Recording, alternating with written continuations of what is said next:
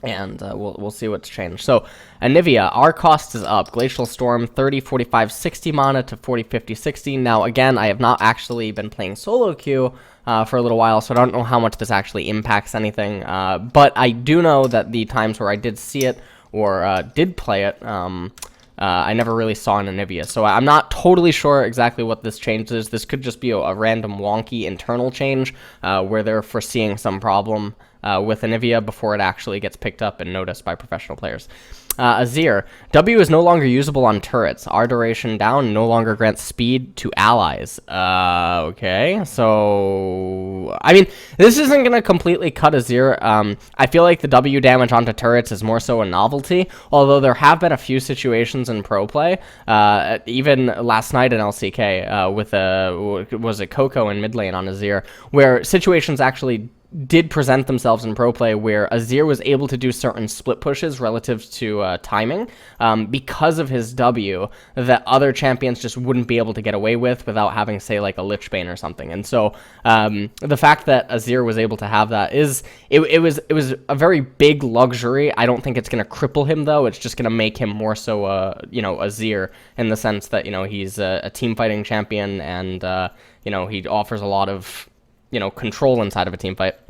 Emperor's Divide, duration 5, 6, 7 seconds to 3 seconds at all ranks. I don't think this is the end of the world. The wall is obnoxious, but honestly, having it last for 7 seconds is pretty negligible. I can't really think of any situation in pro play where someone didn't either use a skill that could jump over it or flash over it or just outright move around it during a team fight. So I think the 3 seconds is still relatively fine. Maybe I am underestimating how big of a change that is relative to the time, but I can't see it being that big of a problem, considering you're only going to get the bonus movement speed once, and that being gone, it doesn't really matter because I don't think that it was that fast to begin with. So there's that. Corki's R ratio is up. Missile Barrage 0.2, 0.5, 0.8 to 0.2, 0.6, 1.0 total attack damage. That's really big. And I think it could propel him back in maybe to the meta, but probably not. Well, the problem is Trinity Force did just get a minor rework, and that reworked Trinity Force, which we're going to get to later on, and even mentioning it right here, doesn't benefit Corki because I think it just gives him attack speed. And I mean, it's going to benefit him because he's an AD carry, but it's not going to benefit him because of the way that he generally plays team fights. Okay, it looks like we have a novel inside of Echo. So I'm hoping, now I'm actually not going to look down yet. I just took a peek, what items or what skills are being changed. But I'm hoping that he gets like gutted or massively changed. Passive cooldown per target up. Q and R's base damage is down, but ratios up. Okay, so they're upping his AP ratios, but the base damages are down.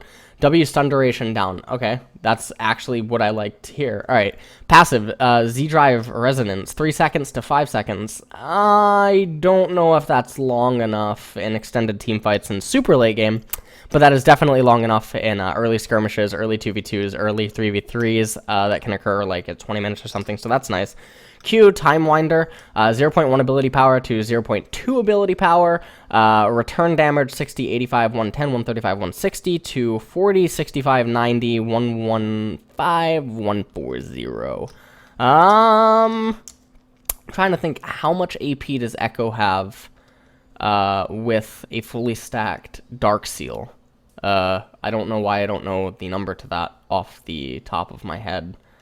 I don't know the number to that off the top of my head. I actually don't know what Dark Seal gives per level.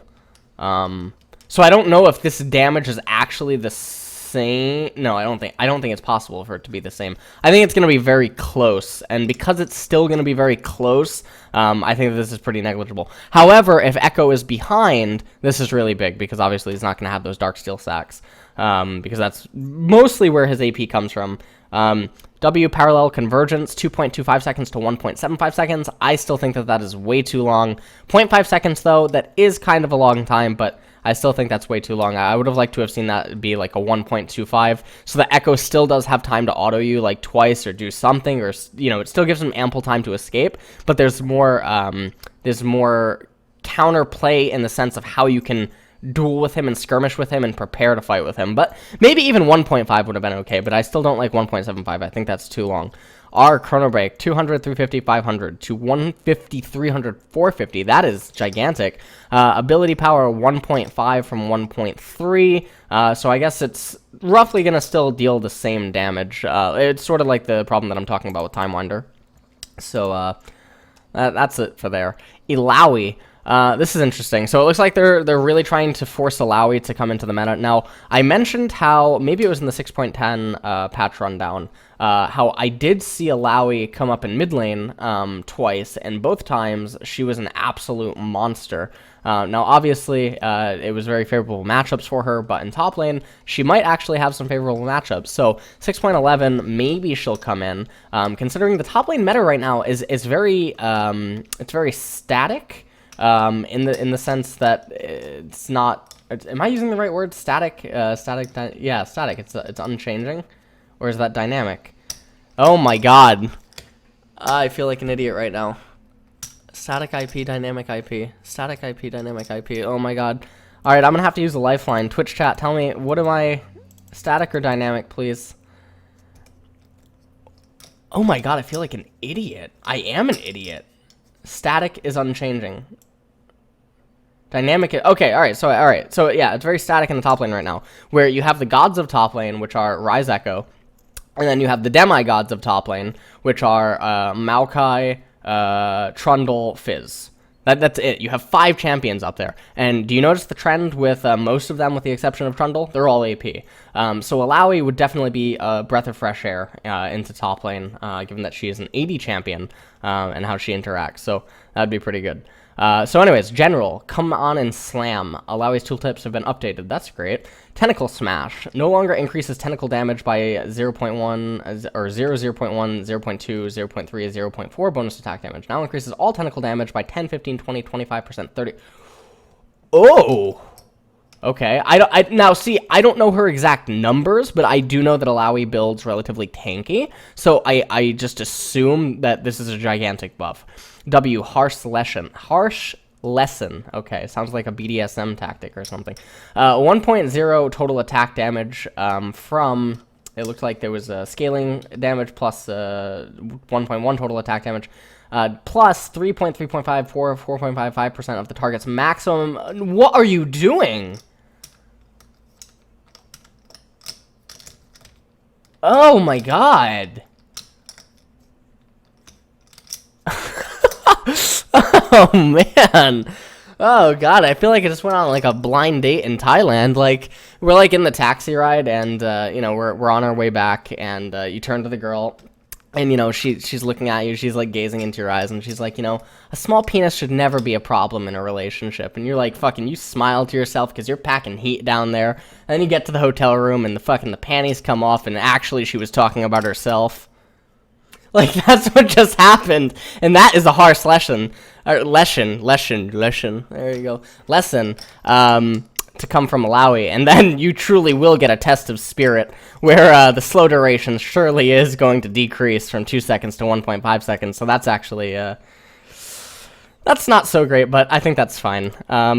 So anyways, Jax, Relentless Assault. We're just coming in hot with these terminologies.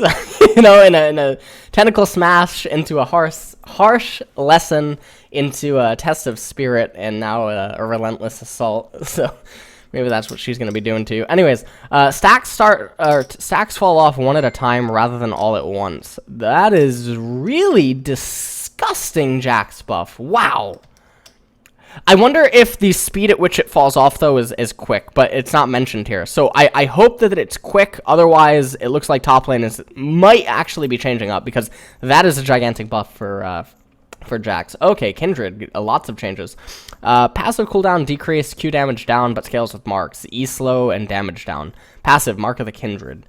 Champion mark cooldown 90 seconds to 75 seconds. That's nice.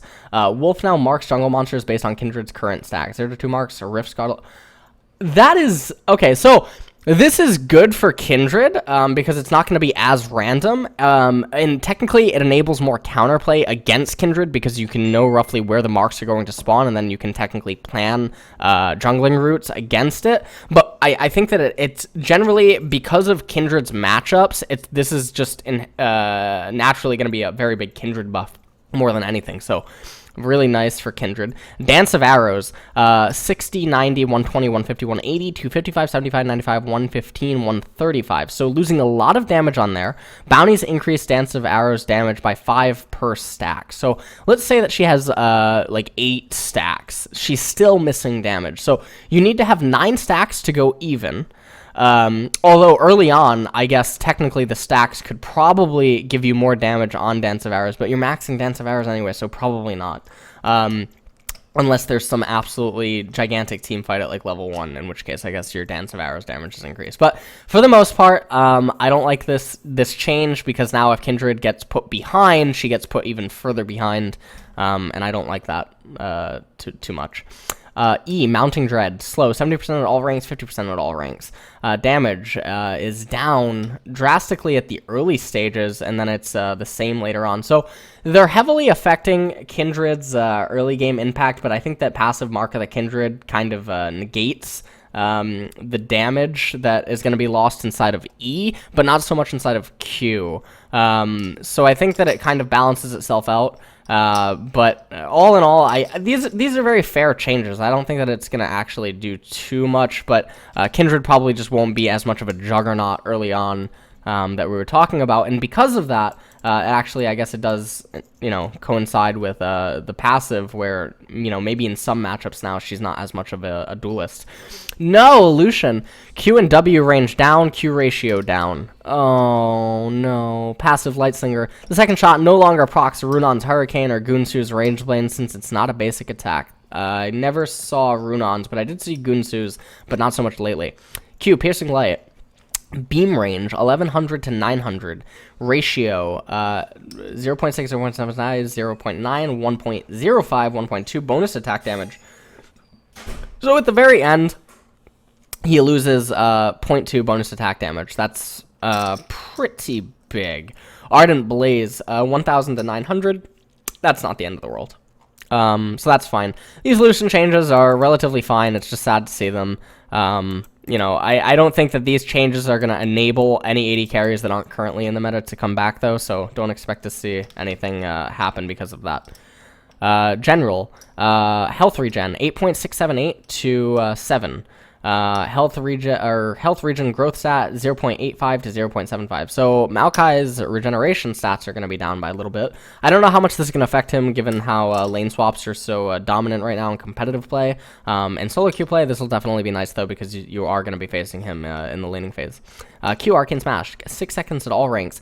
8 to scaling down to 6. That's actually really big. So Maokai getting some pretty big hits, and if we talked about the stuff with Echo, I think the Echo is going to come out on top of that, and I better see some stuff for Ryze. Let me just take a peek. Okay, there is going to be some stuff for Ryze. Otherwise, I thought that Ryze was about to be a standalone in top lane, and that would have been very scary.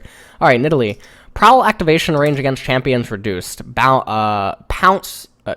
that P isn't completely formed, so I thought that, I don't know what I was reading. Pounce cooldown resets reduced. Okay. Passive prowls. Movement speed bonus increased when moving toward visible enemy champions within, what? 1400. Alright, that's really big. W, Pounce. Reset on hunted targets and on kill. 70% of the cooldown to 40, 50, 60, 70. Okay, I'm not so sure about that. That's alright. Well, unlucky. Ryze, Q damage down, R cooldown up. Overload 60, 95, 130, 165, 200 to 60, 90, 120, 150, 180. Okay, so he doesn't lose any damage early on, basically. I mean, for the first 2 points, so at his level 6 all-in, he's only losing probably about 30 damage on you. I mean, that's the truth. Now, leading up to, softening you up, the foreplay that Ryze is going to have with you, it probably means that you're going to have an extra 70 to 90 HP. Which is really big, so that does mean that Ryze needs to get off about 2 more auto attacks, which isn't the end of the world generally, because Ryze overkills you if he locks you into his combo. R Desperate Power, 50, 40, 30 to 50 seconds at all ranks. That's relatively fair. It's not going to change anything for like the Elder Dragon and like the second or third Baron team fights, but it will definitely impact the game, leading up to that, so that's nice. or Swain, Jesus. Q damage down, R healing down, good. So the numbers go down, and the champion's kit is bad, so, I mean, it's not as bad as I originally thought, because I wasn't totally aware of the range on Beatrice or whatever, but his kit is still really bad. So it doesn't really matter. So if the numbers keep getting gutted, then Swain is just not going to be very useful, and his kit is not a kit that you want to stay in the meta. You have to also realize that he is also a byproduct of some of the mage itemization changes right now, so I don't think that it's very indicative of where Swain sits in the meta. Talia, health increased. Q deals extra damage to minions. Now, I only saw Talia, I think, 3 times. I think I mentioned that during one of the LCK casts, and every single time she was a late game Leviathan, and I don't know if people were thinking that she was bad in NA and EU. She really didn't get picked too often in Korea, but when she was picked, like I said, all 3 times I saw her in mid lane, she was really, really strong late game. Now, I'm not sure what it's like to lane against her. I'm not sure how her laning is. I'm not sure how her roaming and stuff is, because again, the sample size is relatively small. I do know that, you know, I talk to friends and stuff, and she just gets her ass kicked in top lane and in support, which I know that were some roles that people are trying to make her work in, and I just don't think that she's a jungler, but maybe I'm wrong. So let me just read the paragraph. Talia released on the weaker side of the spectrum and still continues to struggle in lane despite our hotfix in 6.10. Much of this is due to the threaded volley limited uses early on. Okay. Q threaded, just as a reminder, Q threaded volley. Oh, okay. Patch 6.11 changes. Okay. Now deals 50% extra damage to minions, and the base health is increased by 20. Again, I think that she's just misunderstood right now, and maybe I'm completely wrong. I don't know. I haven't seen her enough, and I don't have enough knowledge on all the combos and interactions of her kit to really make much more of a, you know, opinion, or make much more of an opinionated comment on her. Vel'Koz, Q slow up, R damage particularly shifted back into organic deconstruction stacking. Q, plasma fission, 2 seconds at all, or 2.6? What?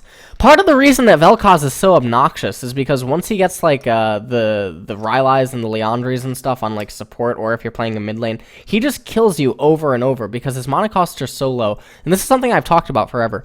Vel'Koz was always a relatively good champion. The problem is he has one of the highest skill caps in the entire game, and he does require a team composition that can protect him and enable him to do what he needs to do.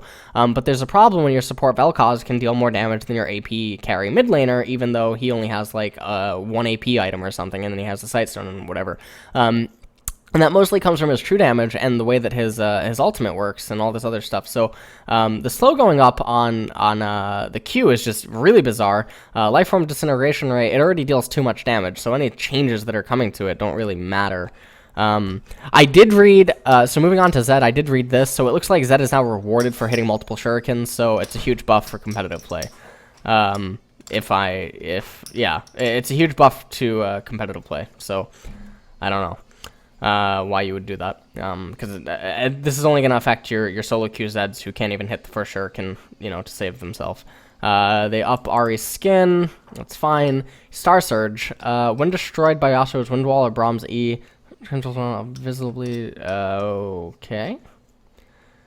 Nidalee gets some skin fixes, Boots of Swiftness, movement speed down to 55, that's kind of bad. Berserker Greaves, 35% attack speed, that's really nice.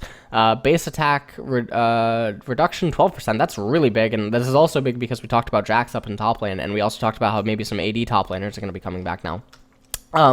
Trinity Force, I know that so cooldown reduction goes to 20%, attack speed 15 to 40%. This is really big for Lucian, because he already gets crit, but he doesn't necessarily need crit because he has the Yumu Black Cleaver build, and now with Trinity Force being able to maybe fit into that, I think that's going to be really big. One of the things that is also standing out to me is I think that this also helps Vayne a lot, for the Trinity Force Vayne builds, because she doesn't really need crit. So, I mean, the one thing that does stand out is I know a lot of people are complaining about the critical strike chance affecting Yasuo, but I don't think that's totally why, the Trinity Force Yasuo build was existing. I think it had existed for other reasons, so I'm curious to see if that actually is going to fade away. But other than that, I think the Trinity Force changes are relatively nice. Another champion that comes to mind that is greatly affected by this is Aurelia, and we talked about Jax up in top lane, so this is just absolutely broken on Jax, and it even got cheaper. So unlucky there, and the fact that he's able to go Sheen Stinger if he's really snowballing the lane and just completely ignore Phage, I think is really, really brutal. So Aurelia may be back in top lane, Jax possibly back in top lane. I'm not so sure if Trundle will use this item. I mean, he could because of the attack speed. He actually, maybe this will resurrect Trinity Force Trundle builds. So it looks like 6.11 will be a resurgence of AD top laners against AP top laners, and it's no longer going to be an AP dominated double AP meta potentially. I think that I would be very, very surprised if I was wrong on that. Stinger cost down, 1100 gold, huge buff for Teemo. Attack speed though, 50% to 35%, kill me now. We've also adjusted the combined cost of Stinger's upgrade to keep their components the same. Okay. So Nash's Tooth is still the same though. So actually I don't think that's a very big buff to Teemo. So that's not fair. Dervish Blade, I don't know what that is. Maybe that's some other map or something. I'm not totally sure, so I don't really care.